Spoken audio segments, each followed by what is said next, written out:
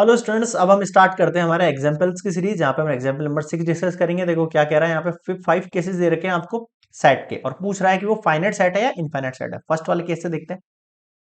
चलो first case आ गया ये, तो मैं इसको नेमिंग दे देता हूँ। मान लो ये सेट ए है, ये सेट बी है, ये सेट सी है, ये सेट डी है, ये सेट ई है। ये आपको सेट बिल्डर फॉर्म दे दी है, एक तरीके से क्या दे दी है, सेट बिल्डर फॉर्म। पहले तो अपन इसको कन्वर्ट कर लेते हैं किसके अंदर, आपकी रोस्टर फॉर्म में, है ना। तो देखो भाई देखो, फर्स्ट वाले केस में x-1 x-2 equals to zero है। तो देखो फर्स्ट केस में x-1 इक्वल्स टू जीरो करूंगा and x-2 equals to zero करूंगा, तो x इक्वल्स टू क्या आ जाएगा, 1 आ जाएगा, और x इक्वल्स टू क्या आ जाएगा, 2 आ जाएगा। बताओ समझ में आया क्या? बिल्कुल आ गया सर। क्लियर है यहाँ तक? ठीक है।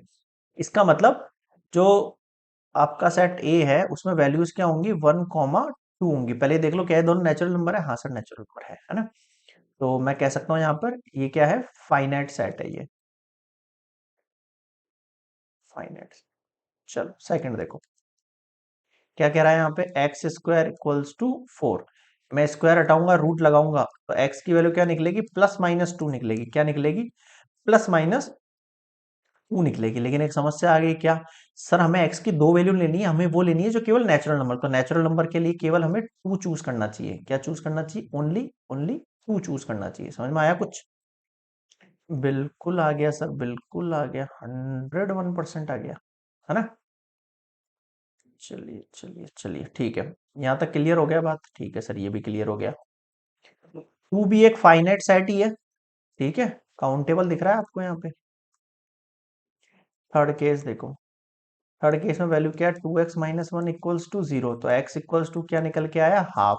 अब आप कहोगे sir c equals to bracket में डाल दें हाफ। नहीं नहीं नहीं नहीं, मामला बिगड़ जाएगा। क्यों? क्योंकि x नेचुरल नंबर होना चाहिए। यहाँ पर x के निकल के आ रहा है हाफ, ये नेचुरल नंबर नहीं है। क्लियर है यहाँ तक? तो या तो आप इस ब्रैकेट को ऐसे खाली छोड़ो, या फिर आप इसकी जगह ये लिख दो। ये भी सिंबल किसका, नल सेट का या एम्प्टी सेट का, ठीक है। एक ही बात है, कोई भी लिख सकते हो इन दोनों में से। लेकिन ये भी क्या होगा, हमारा फाइनाइट सेट ही होगा। मैंने बताया था आपको, क्या बताया था, कि भैया जो आपका नल सेट है, अगर है ना एम्प्टी सेट है, तो वो भी फाइनाइट सेट ही कहलाता है, क्योंकि उसमें भी काउंटिंग 1 मानी जाती है ना।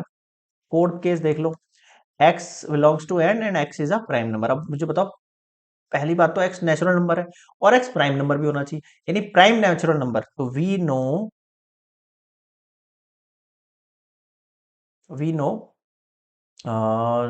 Prime natural number are infinite, prime natural number are infinite, है ना। So given set is infinite set, है ना। गिवन सेट क्या हो जाएगा, इनफाइनाइट हो जाएगा, ठीक है।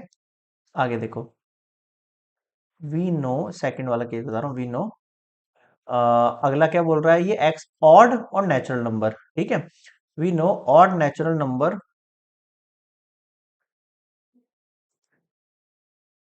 Odd natural number are infinite, ठीक है। सो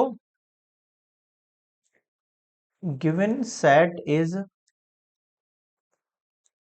इनफाइनाइट सेट। गिवन सेट क्या हो जाएगा भैया आपके पास, इनफाइनाइट सेट हो जाएगा। बताओ समझ में आएगा? तो ये दो लास्ट वाले इनफाइनाइट है, बाकी ऊपर वाले तीनों जो है फाइनाइट सेट है। क्लियर है यहाँ तक?